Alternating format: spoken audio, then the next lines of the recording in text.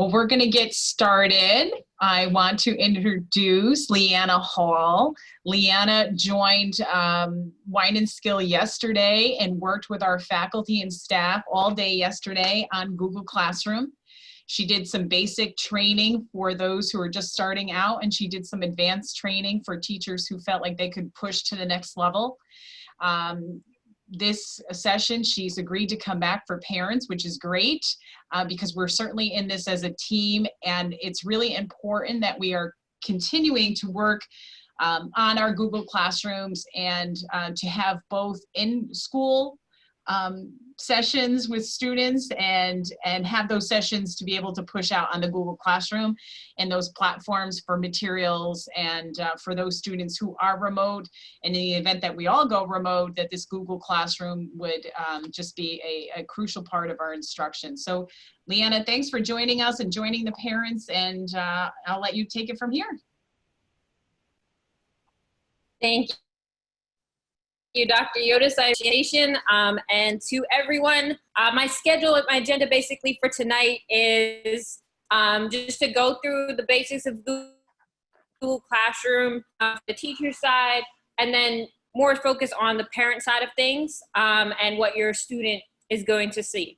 I'll show you a couple things and then really open it up to questions, and I know Dr. Yildiz is going to be answering most of them. But if it's a technical side of thing, then I can definitely chime in as well. All right, so I've made like a test version of Google Classroom using my Gmail, acting as if I was the teacher. So hopefully these Zoom pictures aren't in the way.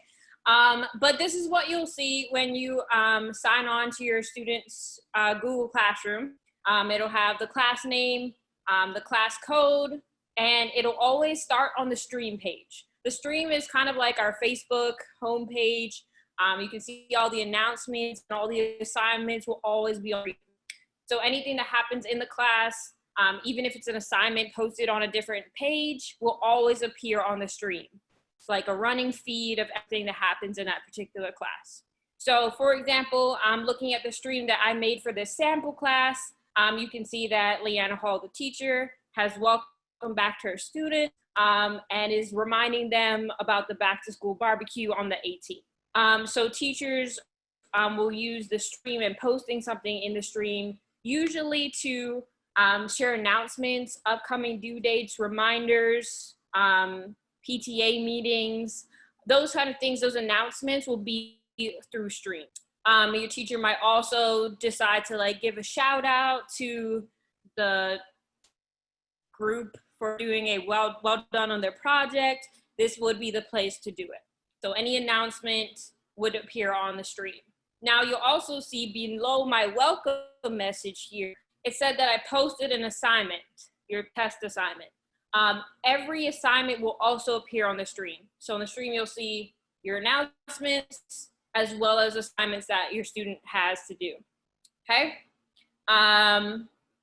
Depending on the settings that the teacher has also put on the stream, your student may be able to make a class comment.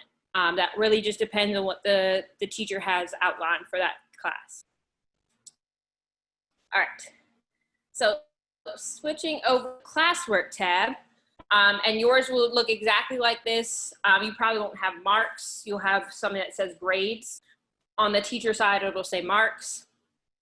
So for the classwork, this is where all the assignments will be. I just did one test assignment, but there could be quizzes and questions as well as just this one assignment. So all assignments, most assignments will have a due date. They don't have to if something isn't graded by the teacher, but if it is, and most probably will, you'll have the due date right across from the assignment title. There always has to be a title, and right under the title, you have the directions or the instructions. Here it says, make sure you read the directions and do your best. Obviously, that's not very helpful, but this is just a sample one. And then from the teacher side, they will usually attach a document here or a Google slide or however the assignment is being given. There will be an attachment, and by clicking that attachment, your student will be able to do his or her work. Okay. Other than that, the people tab, you may be able to see, here you'll see your teachers. Sometimes there'll be co-teachers in here as well, or push-ins, depending on what class it is. Dr. Yotis and other admin might also be in here as well. So don't be alarmed that the principal is in your student's class. It's not a bad thing.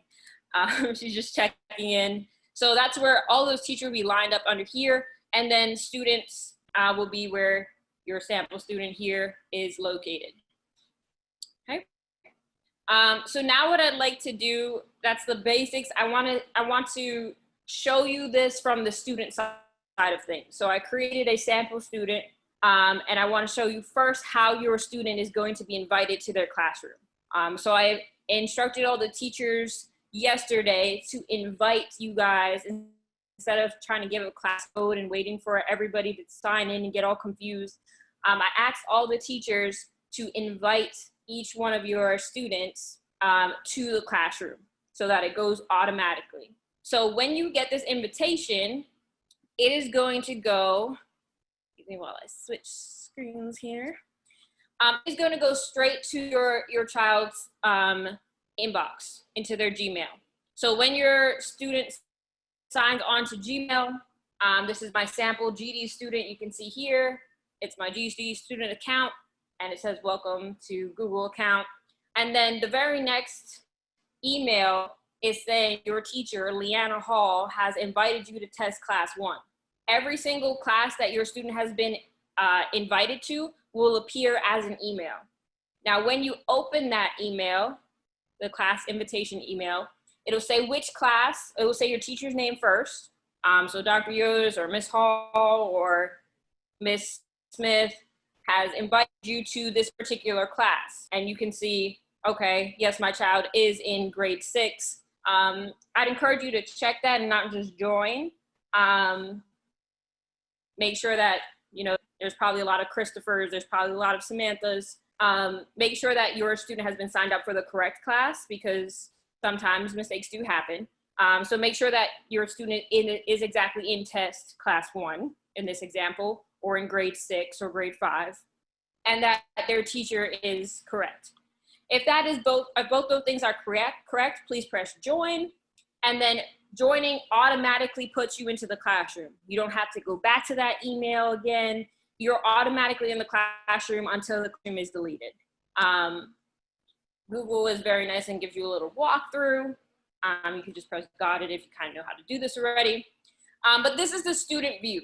So the student view is a little bit different than the teacher view I just showed you. You can see that some of the information isn't here. The students don't have access to class code, can't share it to all their friends who are not in the class. So they'll see a very basic version of what the teacher will see. So you can still see that the welcome message is here.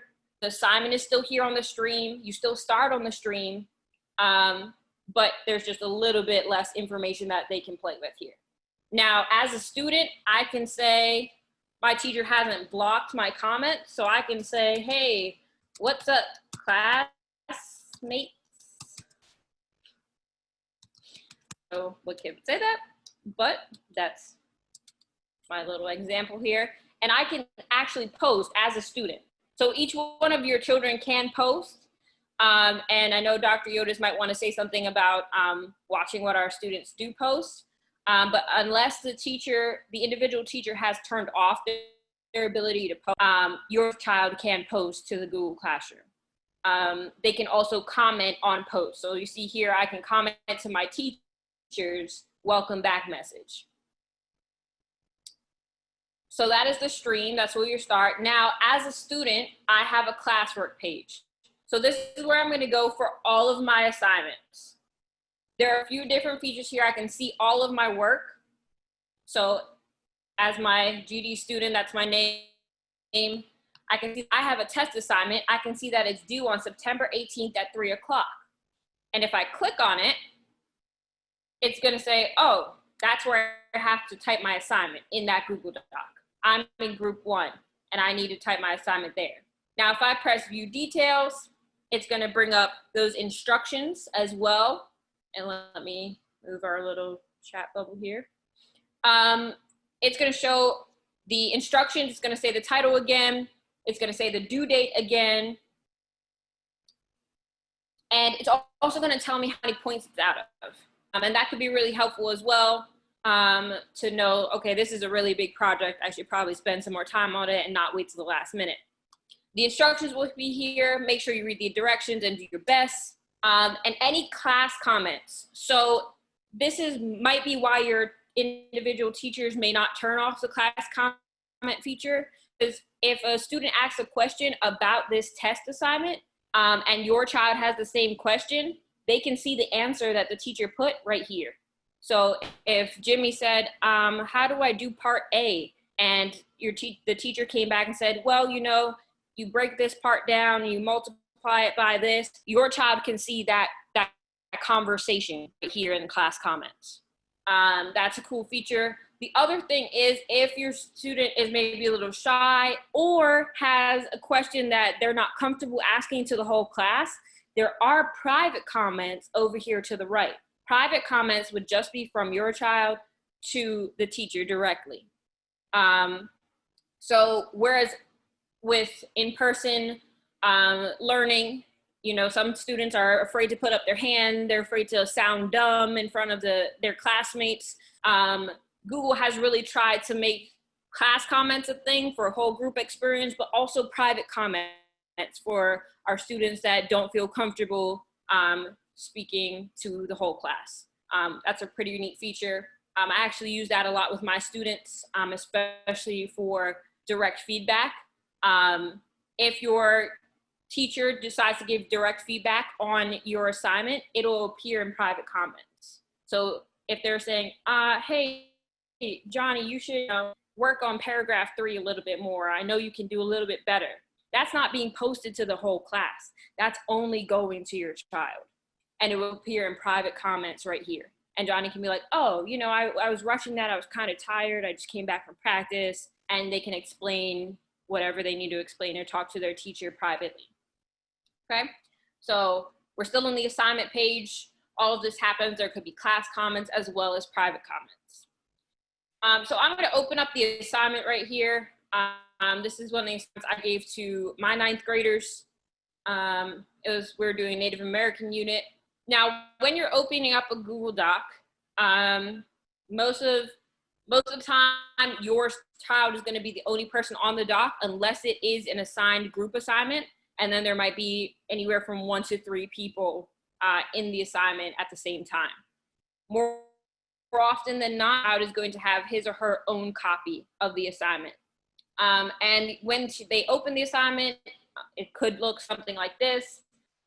There'll be a link, a hyperlink in there that they should go to for their source in order to read an article, in order to watch a video, any of those things. There might be questions, multiple choice. But when they fill out the assignment, they fill it out, do the best that they can, use spell check. And then when they're done, there is actually a turn it in button right here. So there's a share button. The share button does not need to be used unless they're sharing it with their peers. Turning it in will allow the teacher to see that it has been done. If they share it with their teacher, it's not that it won't go to their teacher, but it won't be marked as done. So I encourage all of you to help your students remember it's not the blue button, it's the turn it in button right next to it. Okay, so if I turned in this assignment, I finished it, and then it's going to take me back to that same assignment page, and it's going to and maybe I clicked that by mistake because I was trying to share it to my group member and I didn't want to turn it in yet. Google will prompt them again to make sure that they really want to turn it in. And if I really do want to turn it in, I press turn it in again, and you can see that here under my work, I now can't turn this. This has now been turned in. My work has been turned in. The assignment has been turned in. You'll see that it's still there. And this is another feature that Google has done, which I applaud them for, because sometimes we'll turn things in, or students will turn things in and be like thinking about it later and be like, you know what? I don't think that's what I wanted to do. If it's not past the due date, they can unsubmit their work, unsubmit it, and then they can edit it. So if they're like, you know what, I do have some more time. I think I remember what my teacher was trying to tell me. Let me try this again. Let me not give up on the last question. You can unsubmit it, and you can see, open it up. All of your changes are saved. They did not delete. You can still see that I typed DKKD, which was my answer. And maybe I want to try this now again. And like, I remember what my idea is. Let me give a better answer here. Okay. Another way, and you can turn in button has also appeared again. So when I'm done, I can turn it in. Let's say, for example, your child has finished. They're really happy with it. And instead of clicking turn in, they click X. And now they come to you freaking out. Mom, Dad, Grandma, I lost my work. It's not there. I deleted it. Oh my goodness. The great thing about Google, nothing ever deletes. Nothing. I showed the teachers yesterday how to use version history and go back and like restore things that were deleted from a page.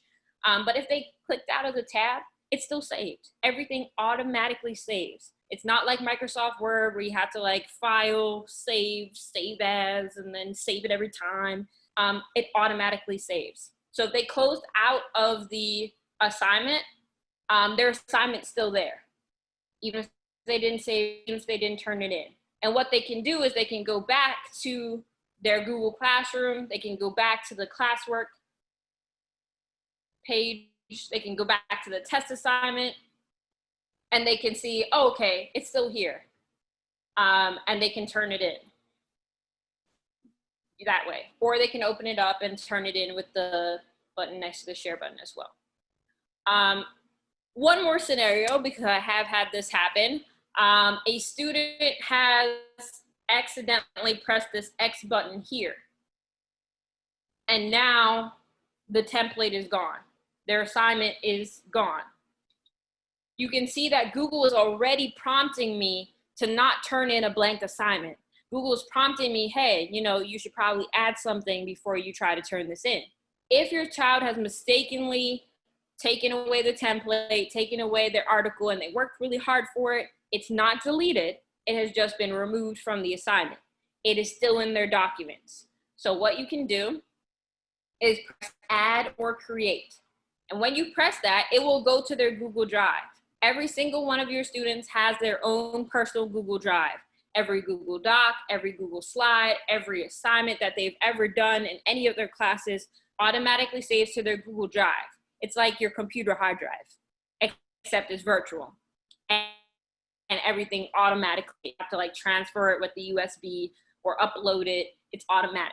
So if they made a mistake and they removed the template, you can encourage them, hey, it's okay, it's not gone forever. We can just add it back. We're gonna press the add button, go to our Google Drive, and usually it'll be right there in recent, once mine loads. And it'll be the last thing they worked on if they made a mistake and deleted it. And look, it's right there.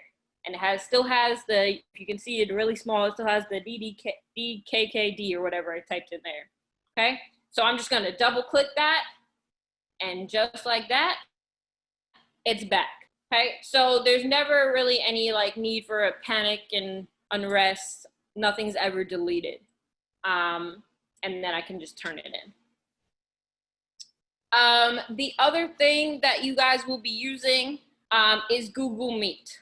And that is how the remote students will be chiming in to the class.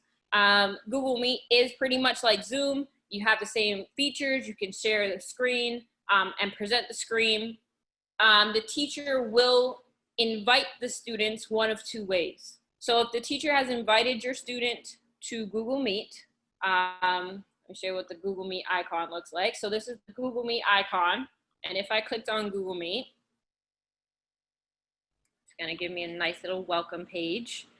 And your student isn't going to be making a new meet unless they're being proactive and trying to make a group meeting with the other members of their group project. That'd be awesome.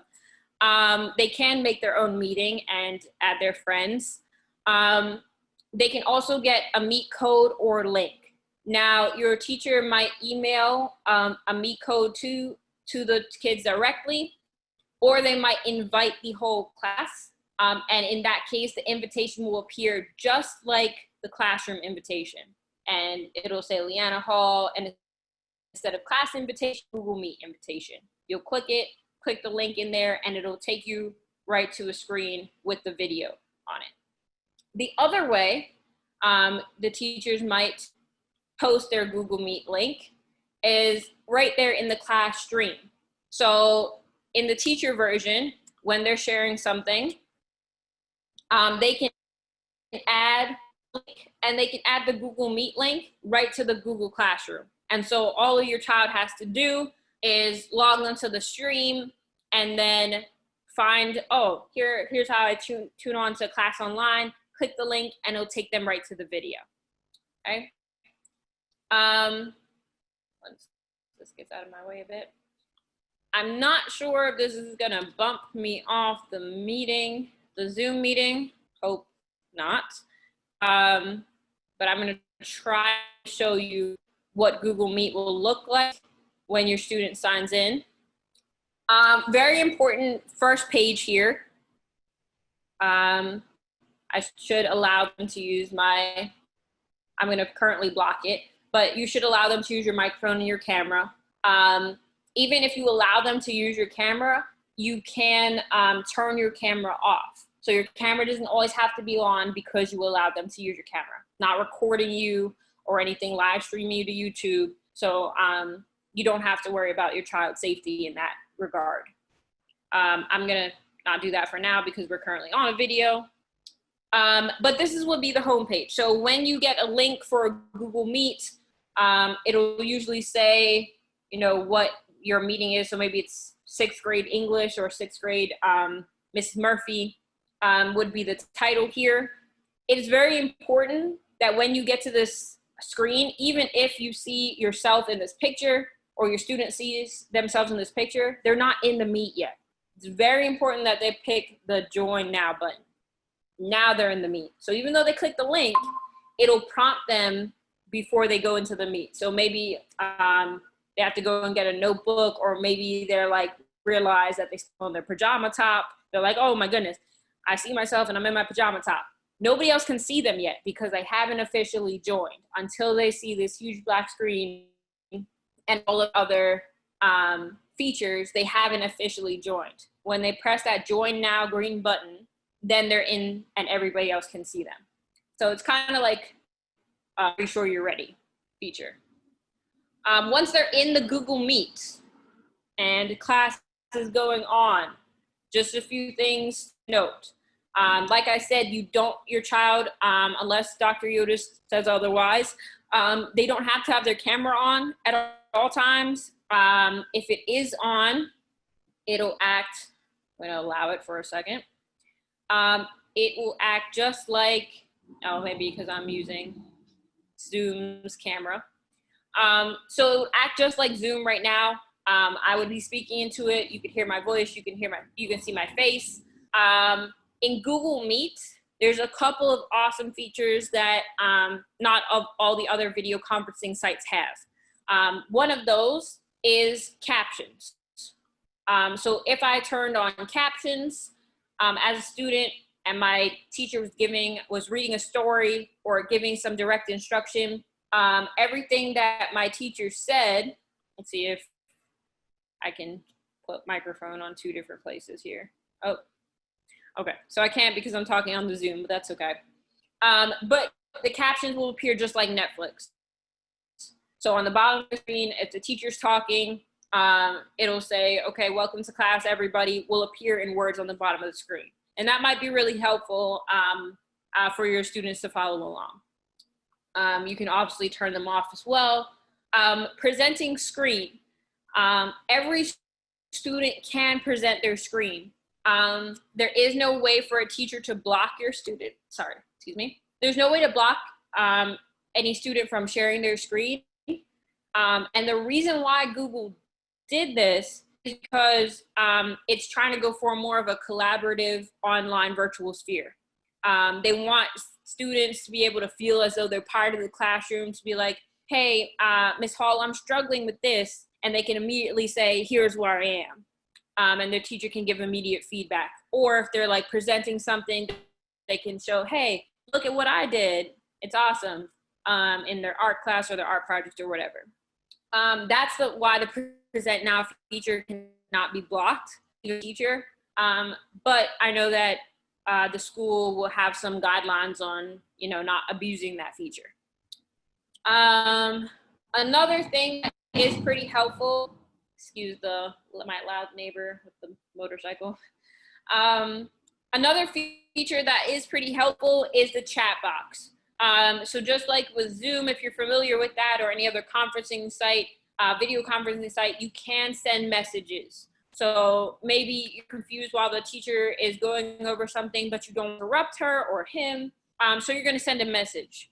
Now, this message is not private. This message will go to everybody that's in the group chat. So just be aware of that. It's not going to be a private message of like, hey, can you tell me my grade? Probably not the best time for that. Might be more of a Gmail thing. But they can ask questions. The teacher can give feedback into the chat, and they can communicate that way. Other than that, they can change the layout. So if there's more than obviously just me in the classroom, and they want to see their teacher as well as some of their students or some of their classmates rather, they can set it up as a sidebar. They can set it up as a tile so they can see maybe their whole class even, or a spotlight if they just want to focus on what their teacher is saying or doing, and I don't want any other distractions. The spotlight feature is probably the best one. I'm getting this from the little French fry options here. So that was in change layout.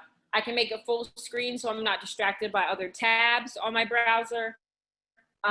Once again, I can turn on the captions, and the other settings are like not something that we need to use on a daily basis. That is all of the Google Meet features that I can think of. So I'm going to exit this now. Oh, there is another feature of the muting. So I did mention that the teacher cannot restrict your access or your students' access for presenting. They can restrict your students' access for speaking. So this might not always be a punitive thing.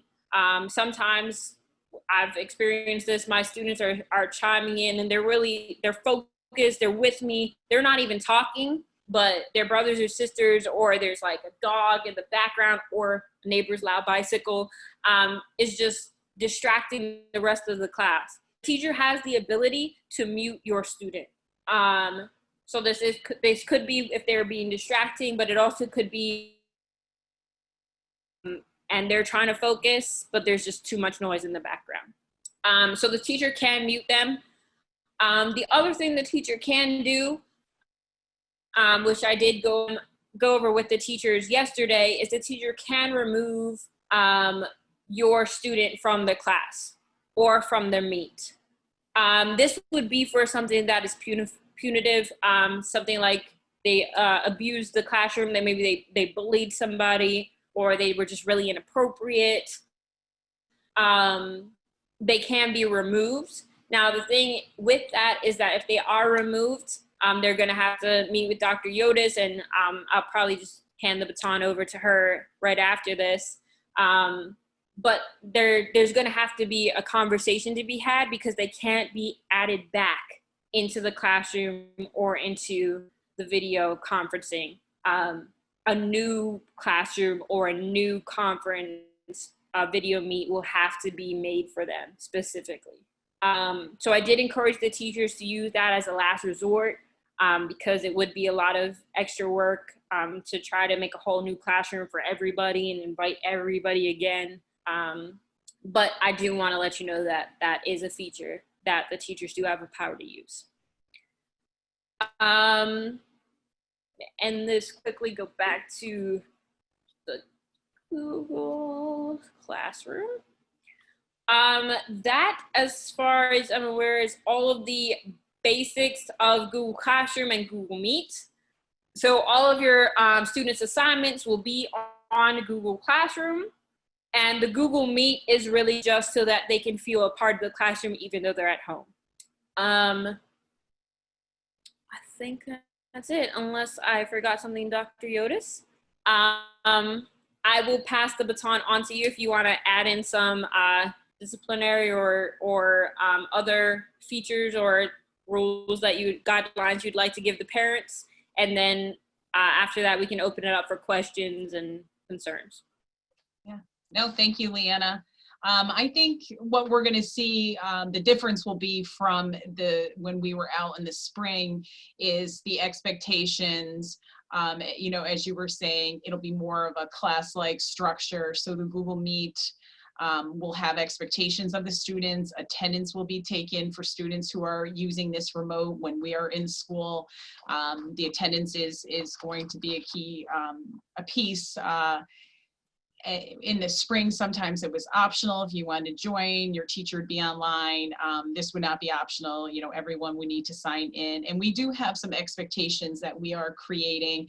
Parents will receive that as soon as the start of school. For expectations like, you know, students will be up, they will be dressed, they will be out of bed, they will not be eating. You know, there were a lot of distractions that were happening on the meets. So teachers weren't doing the meets as frequently as I would like, as in, you know, just because it was too distracting. When you had 20 students on and they're eating and playing and doing different things, it just was distracting. And then when you take the camera off to say, okay, let's not have the distractions, you know, again, we really didn't know who was on, what they were doing, were they engaging. So I think we have to do a better job of creating rules, expectations, and having follow through. And hopefully not getting to where we have to remove a student, but having that communication with parents that, hey, you know, Johnny was inappropriate while we were on the Google Meet, and it has to be more of expectations as we would have in the classroom. So we'd like to see that happen, and parents will get a list of our expectations of the students, and we're going to ask that it's like a little contract is signed between the students and families, just so we are all aware of what this Google Meet will mean in September, and be much more structured than we were in the past. Does anybody have questions for Leanna? Will all classes have different classrooms, for example, like math and English? Okay. The question is, will all classrooms have different classrooms within the classroom for like math and ELA? And so it is one Google Classroom, and Leanna, you worked with the teachers to create, it's one Google Classroom, and then within that, are they called pages, or just, how are the subject areas laid out? So the teachers, it is different for elementary. That's a really good question. For the teachers, I think most of them are doing one Google Classroom, and then in the Google Classroom, they're going to be creating different topics. So I'm going to switch over to my Google Classroom for my 9th graders, just to show you what that would look like. So this was 9th grade ELA, because we differentiated in higher levels. But this is what probably what you would see on your side of things as the year passes. So I did teach the teachers how to do topics in their assignments. So you can see here, my first topic was the distance learning folder. And this year, now that we're going back in, it'll probably say Unit 1, Unit 2, Unit 3. What you would see in like your 6th grade class, your 5th grade class would be math folder. And all their math assignments would be here. And then there would be an English folder, and all their assignments would be there. I encourage them to use this topics feature so that when your student is signing in and they know it's math time, they're not like scrolling through all of these assignments trying looking for the math fractions, what worksheet that they're looking for. But they can go right to the math folder, they can go right to the English folder when it's that class time or that section time. So it will be, to answer your question, in the short version, it will be one classroom per teacher. And then the classwork itself will be put into the math, English, science sections. Okay, thank you. Will students have assignments to do while in the Google Meet? Will students have assignments to do while they're in a Google Meet? Yeah, that could happen. A Google Meet could be going on, a teacher could be showing a math problem, and then the students are working on paper or on the computer at the same time. Leanna, do you want to talk about that, or? Yes. So the Google Meet is going to act just as if they were in the class physically. It's just virtually. So if I'm talking as if I'm talking to you right now, I'm giving you some directions. Let's say it was math. I'm teaching you how to do the fractions, and maybe we do an I do, and then we do, and we do it together. And then I'm going to give you some independent work time. And in this work time, you're going to go to the classwork page, and you're going to go to the math folder, and you're going to find that fractions worksheet I was just telling you about. You're going to open it up, and you're going to start doing your independent work. You're still going to be on the Google Meet, because just like in normal class, if you come to question 5 and you're like, whoa, they threw an extra number in here, Miss Hall, I don't know how to do this one. I'm still right there with you. The teacher's still there with you. So they can maybe not raise their hand, but call out and say, can I have some help on this? So they will be, Google Meet will be just like class time. So the students will be working. It won't just be a conversation. We'll have some independent work time as well. And the second part of this question, will it be specified ahead of time, or is it something the teachers will let us know at that time? Will it be specified, or will the teachers let us know at that time when an assignment will be given? I mean, probably a combination of both, I would assume. I don't think that the teachers would be able to, put on exactly everything that's going to happen in the hour for the Google Meet. So maybe it would be, okay, now open up your papers or your journals, or, the Google page to start an assignment. I'm not sure about that. Lena, do you have any? So I think, allow me to assume a bit here, but I think the concern is kind of happening of like, how is my student going to be able to do this by his or herself? If you have to go to work, or you're working from home at the same time. And I think what the teachers are going to try to do, as to the best of their ability, is give students work or at least guidance for the work so that they can do it independently. And so you don't have to be there like, okay, let's do this together because your teacher left you. I think the goal here is so that, like, I'm going to teach you how to do it. I'm going to still be here if you need help, but you have the tools and you are equipped to be able to do this virtually, and you're typing or you're clicking on the whatever assignment I have given you. You can do it on your own, in a sense. Now, if there is a bigger project, you might get advanced, as parents, you might get advance warning of that.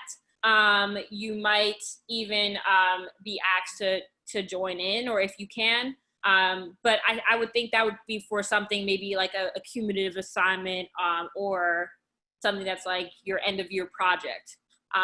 But for a daily basis, Google Meet assignments should really be just the teacher and the student. Mm-hmm. And that is all our questions at this time. All right, that's all the questions at this time. Leanna, thank you so much for coming on to meet with the parents. Oh, sorry. What's that? Did anybody want me to walk through another part of the Google Classroom, or was something not clear? Did I go too fast? Feel free to ask away.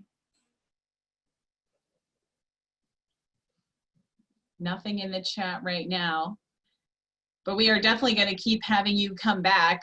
Yesterday was great with the teachers, but we all said once you left, like, we have to have her come back. And just to keep us, you had so many different little tricks and pieces for the teachers, even in the advanced group. So I think there's always something to learn here. And to keep working on getting this Google Classroom as strong as it can be for the students who are remote, but even as a great tool for in-classroom learning as well. So thank you. We are going to have you back. And thank you for your permission. We recorded this, so we will post it for other families to watch as well, just to help them get a little preview of what's coming up in the upcoming weeks. So thank you. And thank you everybody for being on. We appreciate it. And we promise to keep putting out more videos and more references and materials to help us all work on this in and out remote year. Thank you. Have a good evening, everyone. Thanks for coming in. Bye-bye.